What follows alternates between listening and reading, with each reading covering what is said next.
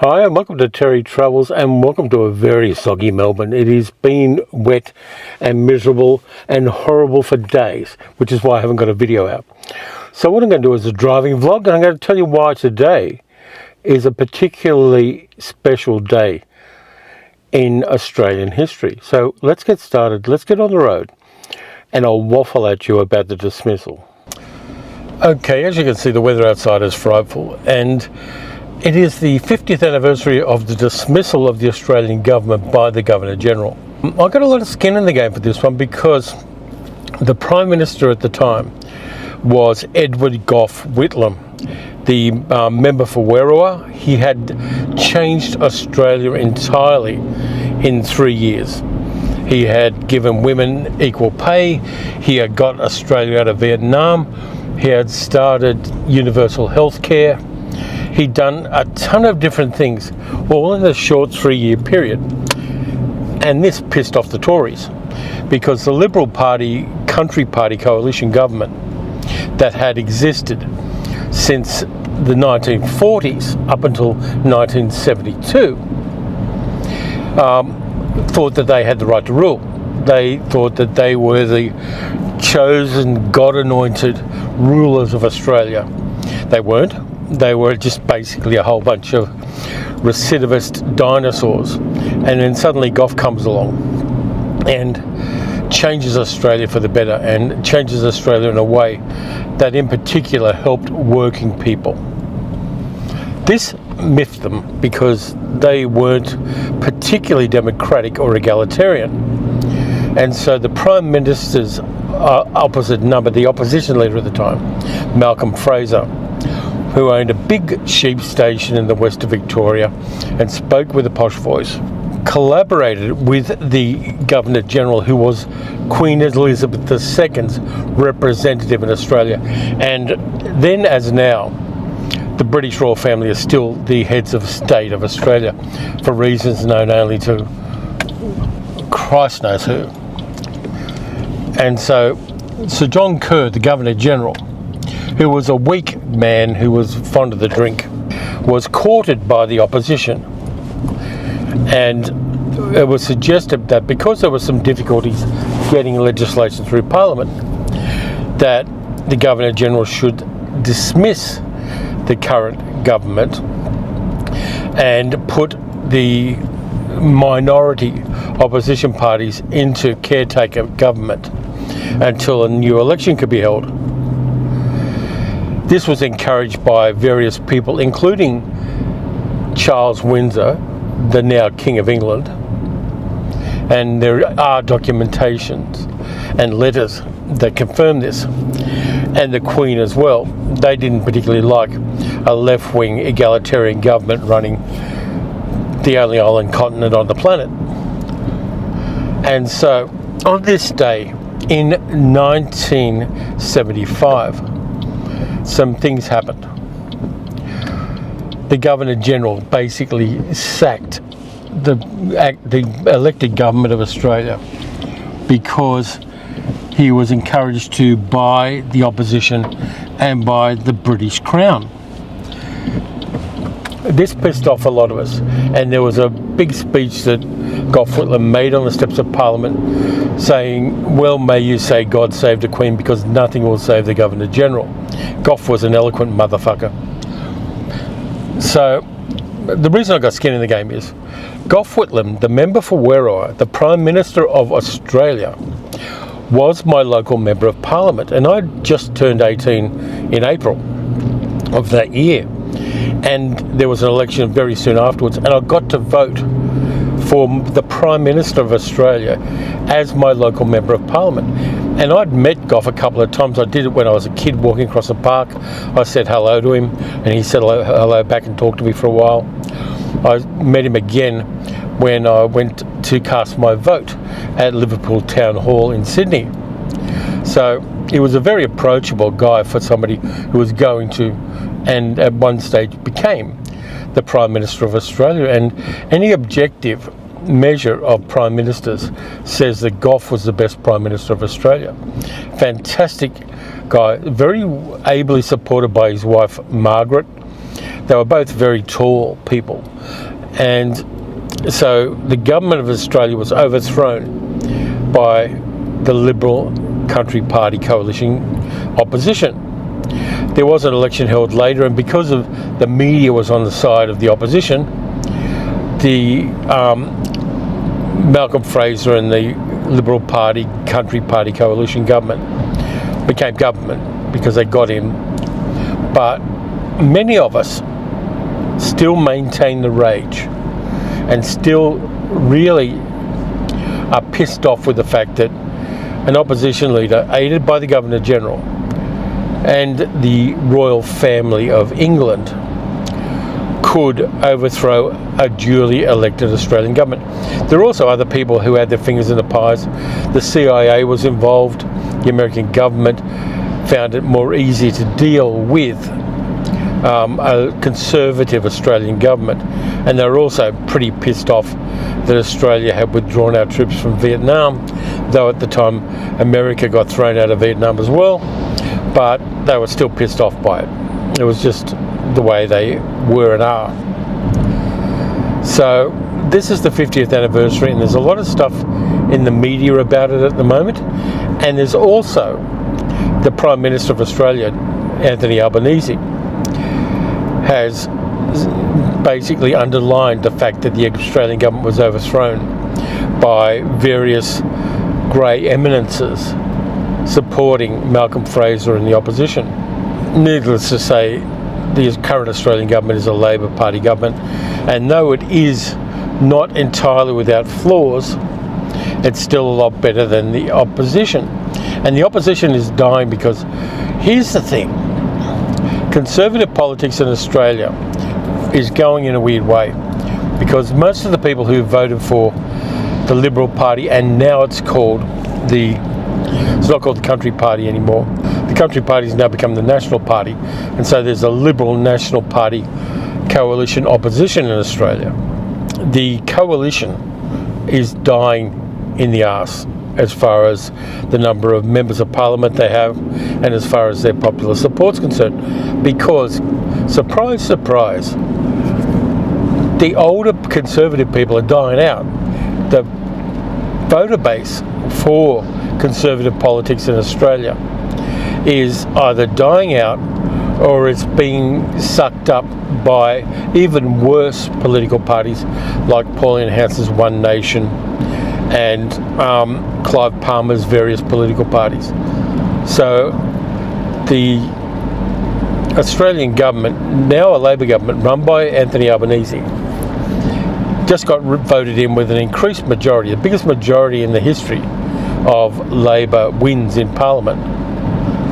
And the government is underlining the fact that you can't trust Conservatives because they will do anything to gain and retain power.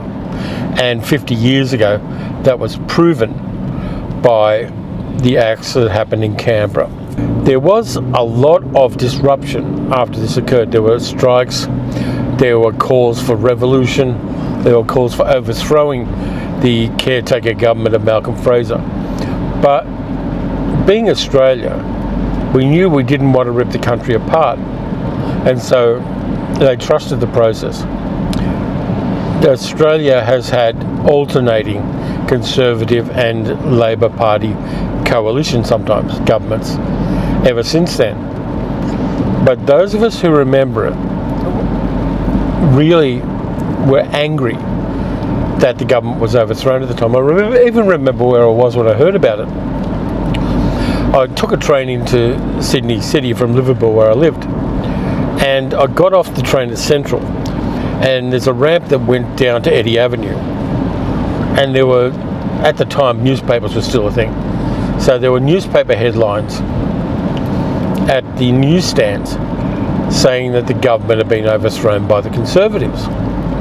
And I remember standing there looking at it, and I even did something I don't normally do. I bought a newspaper and read the headlines and read the stories saying that Malcolm Fraser and John Kerr had overthrown the Australian government. And it was stunning to me. I was an idealistic little 18-year-old poor kid with complex PTSD and a whole bunch of other stuff. And suddenly the government that I knew would do things to help me in various ways was overthrown by a patrician, tall posh toff from Western Victoria, and John Kerr, who was at one stage a lawyer and a barrister, but became Governor General. So ever since then, Australian governments that were Labor Party governments were very careful about who they've chosen to be the Governor General.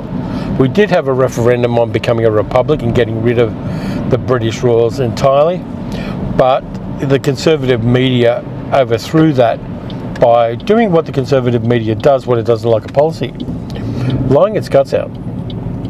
And so they did that. It's a very important date in the history of Australia, and I think reminding ourselves and reminding people who came after us that democracy needs looking after. It's not a garden you can let grow wild. It's something you've got to cultivate and encourage and nurture and look after, because there are people who are not adverse to stealing it from you if you have moments of inattention. So that's a dismissal. So I'll end that bit. But we're down at Wyndham Harbour again, and it's soggy as hell, which it often is this time of year because it is the kind of rainy season here in this part of Australia. And if you look up here, right ahead, there's a fence blocking off the breakwater there. And as you can see, if you look very carefully, and I'll try to zoom in, someone has cut a hole in the fence, because to go out on the breakwater when you're fishing, you get better fishing out there. So people have chosen to cut a hole in that fence and go out there fishing. They're not doing it today because it's raining and horrible weather, but people have decided to do what they need to do. So I'm going to take a break now while I go to the toilet, and then I'm going to continue this meander and just continue waffling at you, as I am prone to do. Hey, there's a boat for sale there. Oh no, there's the berth that's for sale, it's not the boat. But anyway, I'll be back soon. Yeah, I stopped off for coffee here at Elements at Wyndham Harbour. Just need to warm myself up. It's quite cold and damp outside, so I need that. Nothing like a good espresso. And over here, if you're in Wyndham at all, Wyndham Harbour, Elements is where you get the good coffee. Don't go to the coffee shops. Go to the little pop-up in the container over near the mini golf, because they're the people who do the good coffee, and they're very nice as well. And you can get a cake. So I'm going to chuck a Yui here and head down to the mouth of the Werribee River, and I may well end the vlog there, because got to get home, and I think I'm going to hunker down and watch some movies today, because as many of you know, in fact if not many then all of you know, I've got a movie channel as well on YouTube, and I've got some I've got a haul that I'm going to review today. No rest for the wicked. Wouldn't mind one of these apartments down here at Wyndham Harbour. They're quite nice, so out of my price range, but they're nice. And this is the side of Port Phillip Bay, which of course, as I have mentioned before many times, is an embayment, a bay made up of bays. But on the other side of Port Phillip Bay is the posh side, and people don't know that you can get a reasonable apartment with a bay view here at a ridiculously low price compared to the other side of the bay. People just don't want to live over here because, you know, they are what they are, and there are very stratified social geographical areas in Melbourne. And if you live on this side of Melbourne's urban sprawl, some people look down on you for it, because that's the kind of people they are. So if we go along here, they're actually along here, and I won't show them to you this video, but along here there are some old concrete bases and stone bases that were gun emplacements during the various world wars, and so they had guns emplaced here to protect the area from invasion from the Axis forces. And also slightly west of here there were a couple of basically airstrips for various military aircraft. In fact, there's a B-24 Liberator which is being renovated in one of them at the moment. So there you go, a bit of history. So here we are heading down along the waterfront at Wyndham Harbour, not Wyndham Harbour but Werribee South. All of this sand here, they keep reclaiming it from the mouth of the Werribee River because it'll block up the river and cause flooding. So they have every year they basically pump the sand up onto the beaches from Werribee South to stop the mouth of the river silting up, because rivers tend to do that. This is still quite an old school place. It hasn't been entirely ravished by real estate developers. There's a Coast Guard place just there, and ahead I'm actually going to park for a moment so you can see the mouth of the Werribee River, which is in good flow at the moment. The tides are up by the look of it, and there's some really nice walks along here. I should, when the weather's better, do a walk along here and just show you what it's like. But we'll go down to the parking area here, and I'll show you a little bit of what it looks like down here. It's a really good place when I need to get away from it all. It's good to come down here. It doesn't matter the time of day or night. It's not an area that's crime ridden or anything like that, but you can come down here to the foreshore and just park down here. And there is a colony of recollection here as well, the Australian water rat, our only native mammal. There's a recollection population down here at the mouth of the river as well, and you can see it there. There's the mouth of the Werribee River, and because it's been raining a while, the water's flowing out of the river there. And there's also a colony of pelicans over the other side there, and everything for about 5 kilometres in the direction you're looking now is an enormous bird sanctuary, which also coincides with the major sewage treatment plant for Melbourne. And the sewage treatment plant, it's got state-of-the-art stuff.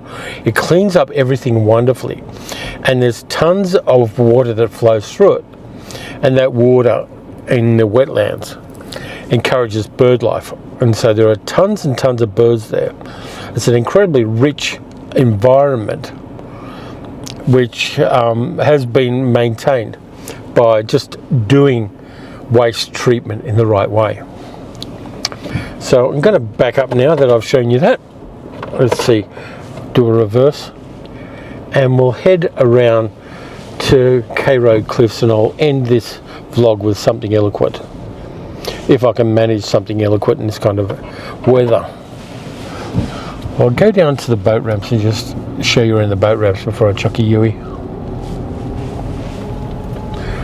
There's also electric barbecues here which are free. You can just bring your barbecue food here and have a barbecue there any time of the year, which is kind of cool.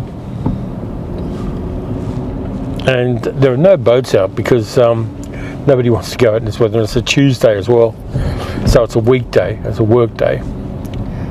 And so there's the boat ramps down there, which are very cool, and in summertime they're incredibly busy.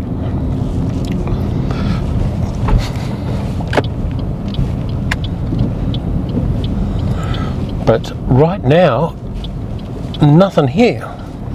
There's some nice houses up along the waterfront there as well. And as you can see in the distance, the clouds are very water heavy. Oh shit, that was a big bump. Someone's got to do something about that. But yeah, sometimes this is a very popular place for it's speed bump. A very popular place for people to come and go swimming in at the beach and hang around, have picnics. There's playground areas. There's all sorts of good stuff. I wouldn't bring any. If you buy hot chips, I wouldn't bring them down here because the seagulls will ravish you to get them. And it's about 8 o'clock in the morning now, so it's quiet and there's nobody around, and so I get to drive comfortably while I'm doing this. But this is one of my favourite places in the hood. I really like Werribee South, and even if I don't stop here, just to drive around here is really relaxing. It's you know, getting your head in a different space. I've been at home, I've been editing videos, stuff like that, and I just come out here for a drive and just cruise around. Hey, that place is for sale. What a pity I don't like it and can't afford it. But yeah, it's a great place to come down, and everything between here and Werribee is market gardens, so it's basically the vegetable basket of Melbourne around here, and it has been for the last 80 years or so.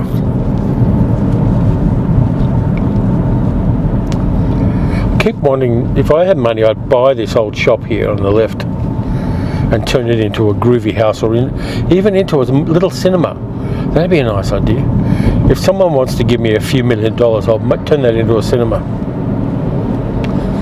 And as you can see, the market gardens there on the left. Incredibly rich soil around here because it's volcanic soil from the old volcanic eruptions up around Cowie Hill. And so the soil is really rich, and they get free water from the sewage treatment plant. So this area is perfect for growing mostly vegetables. There are some strawberries that have been grown in greenhouses, but for the most part they grow vegetables around here. And all times of year, because there's no shade, there's no hills, it's a really great climate for growing things. All times of year you'll see cabbages and broccoli and carrots and all sorts of things being grown here. And the nice thing too is we're on the west side of Melbourne, which means, fortunately, the prevailing winds in Melbourne are from the west. So we get all the clean country air before the city to our east pollutes it all with cars and other bits and pieces. So we've got the cleanest air in Melbourne out here. And it's just a great place. It's very flat, as you can see. So it's a great place to grow fruit and vegetables, and there's the greenhouses there. And I totally love it. And there's a bus service down here as well. You should take the bus one day just for the fun of it. And the roads are nice and windy, so you can have a kind of relaxing, windy drive going around here and just grooving on what's here. And I think I might have done this drive before on a video. Big water splash, but it's just such a changeable place. I mean, this place in the summertime, later in spring, we get a ton of cabbage butterflies. So you get clouds of white butterflies all around here, all over the place. They help fertilise the plants. And so certain times of year, you get clouds of butterflies flying across the road. It's quite pretty. I'll see if I can do a video driving along here when the cabbage butterflies are out. Now I'm going to go down K Road here, even though there is a bit of road works, because I'm going to show you where I'm going to go in a future video when it's not as soggy, because the K Road cliffs have been renovated and they've got little picnic areas now, and they've got steps leading down to the river. The cliffs here are above the river. We've actually gone up a little bit since we came from the waterfront, and the K Road cliffs have just been renovated by the local council. Another splash.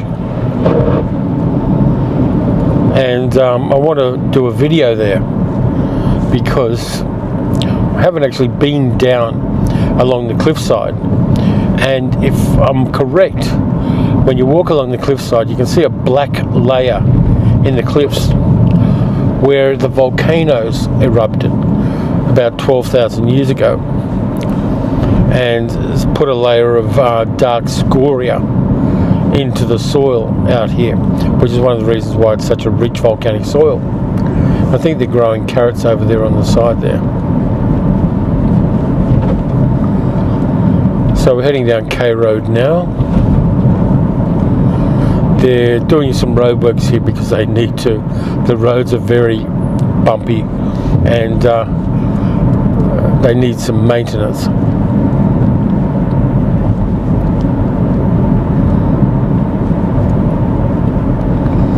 But where you can see that van up ahead is where the K Road cliffs start and the renovated area.